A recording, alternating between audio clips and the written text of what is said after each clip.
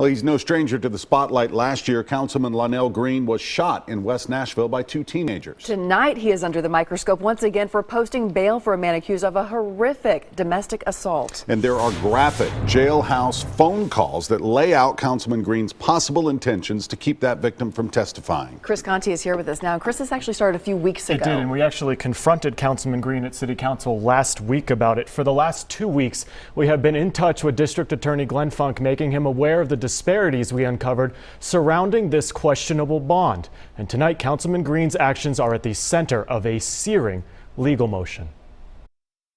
One nation, under God, indivisible. Just 4 months into his freshman term on Metro Council, and perhaps no other member has gotten as much attention as Loniel Greene.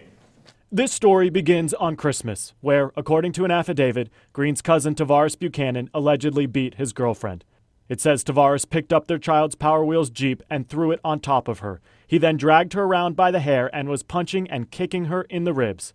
Perhaps most alarming was this statement made to the victim, saying, quote, he would hire someone to kill her or bond out and kill her if she went to the police.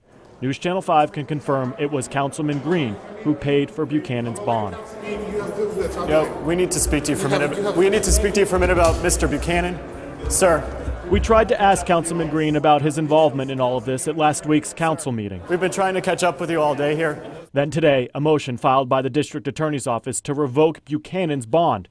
Jailhouse phone calls have surfaced between Buchanan and Greene, where Greene appears to admit not having the bond money he just signed for. Buchanan, do you got enough money to say you say everything good? Greene, hell no. I'm on my last $3,500 right now.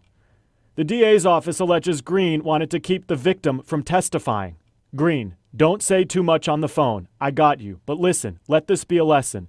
If she willing to do this to you, to put the white folk on you, you don't deserve this. He finishes, 'cause this game you try to play the system. Mother, I am the system. We just want to know why you thought it was appropriate to bail someone out of jail when you're an attorney. Well, sir, we think you deserve to talk to us for a minute. We reached out to Greene, who still has not commented on any of this. It is important to point out here that Greene isn't accused of committing a crime, but the DA wants to know why he told a judge he would pay for Buchanan's bond and then admit to not having that money. Last week, Mayor Barry's office declined to comment on all of this. This story has a lot of moving parts. We are continuing to stay on top of it. Carrie. All right, thank you, Chris. Now, there is another aspect to all of this being called into question tonight. Councilman Greene is a licensed attorney in the state of Tennessee, and under state law, it is illegal for an attorney to bond anyone out of jail unless they are an immediate family member. However, the DA's office tells us no one has ever been prosecuted under that statute.